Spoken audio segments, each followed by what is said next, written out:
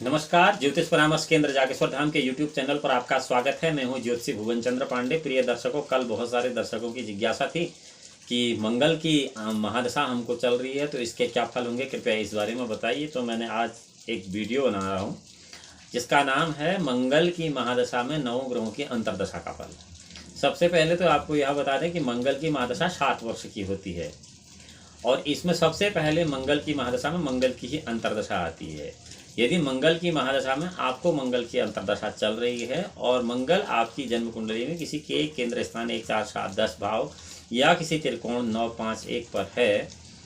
11 पर है, तो ऐसी स्थिति में मंगल धन लाभ कराता है, जमीन संबंधित लाभ कराता है, नए भवन के निर्माण संबंधित लाभ कराता है, पुत्र प्राप्ति भी होती है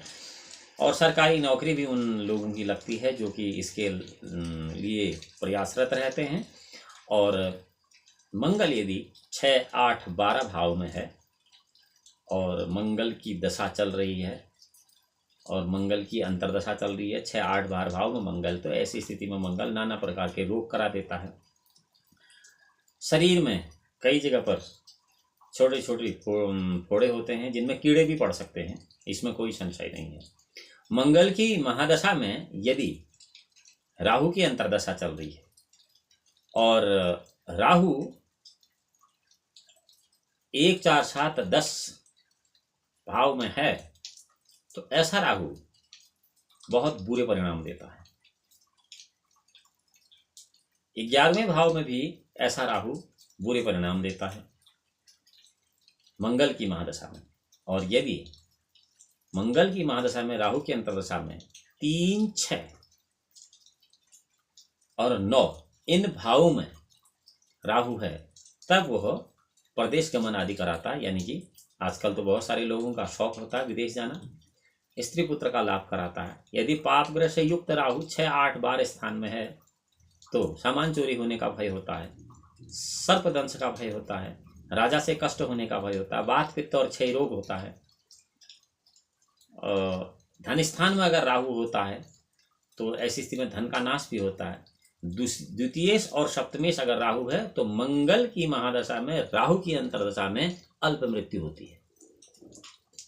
मंगल में महादशा में गुरु की अंतर्दशा अगर किसी की जन्म कुंडली में चल रही है 1, 4, 5, 7, 9, 10, 11, 12 भावों में अगर देवगुरु बृहस्पति हैं, उच्च के हैं, तो इस दशा काल में यश लाभ होता है,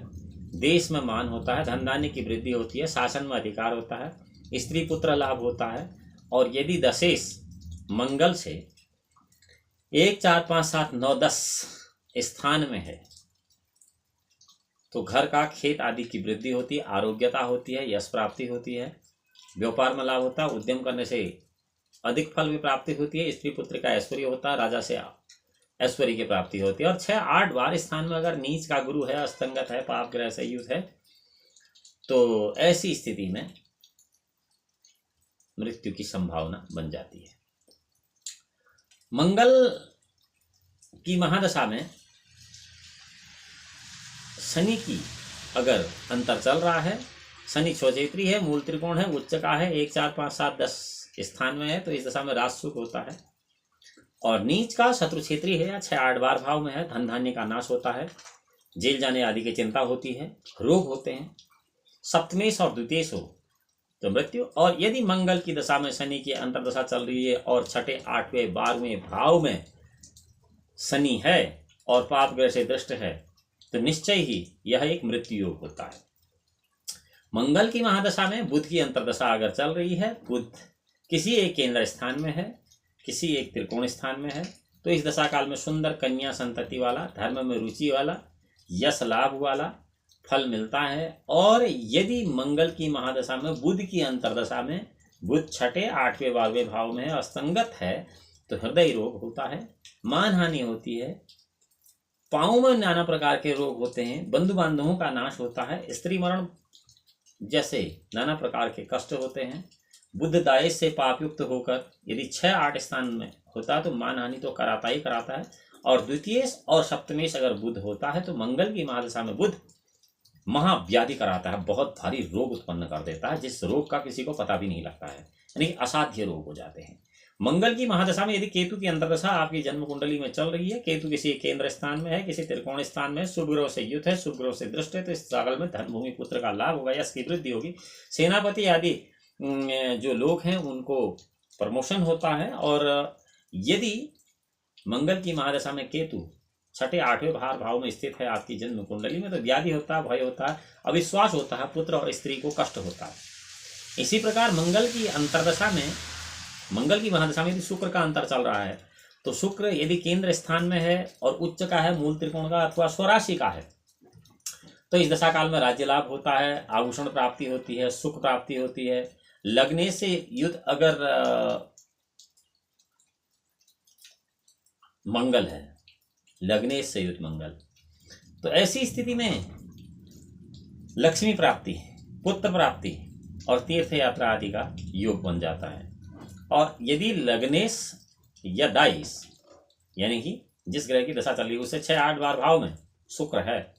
तो दोनों प्रकार की झंझटें होती हैं, धन का नाश होता है, मिथ्या अपवाद होता है, कलह आदि फल होते हैं। और मंगल की महादशा में यदि सूर्य की अंतर्दशा आपकी जन्म कुंडली में आपको चल रही है, सूर्य उच्च राशि का, स्वक्षेत्र का है, मूल त्रिकोण का है, किसी एक केंद्र स्थान में, किसी त्रिकोण राशि में, तो ऐसे में वाहन का लाभ होता है, पुत्र का लाभ होता है, धनधान्य का लाभ होता है। और यही दशा में यानी कि मंगल से यदि सूर्य छठे 8वें 12वें भाव में है, किसी पाप ग्रह से युत है, किसी पाप ग्रह से दृष्ट है, तो ऐसे में पीड़ा होती है, संताप होता है, कष्ट होता है, व्याधि होती है, धननाश होते हैं, कार्य बाधा आदि बातें आ जाती हैं। मंगल की महादशा में यदि चंद्रमा की अंतर्दशा चल रही है और चंद्रमा उच्च का है, मूल त्रिकोण का है, स्वराशि का, शुभ ग्रह है, शुभ ग्रह से युत है, तो इस दशा काल में राज्य से लाभ होता है, मंत्री पद की प्राप्ति होती है। उन लोगों को जो राजनीति में होते हैं सम्मान मिलता है, उत्सवों का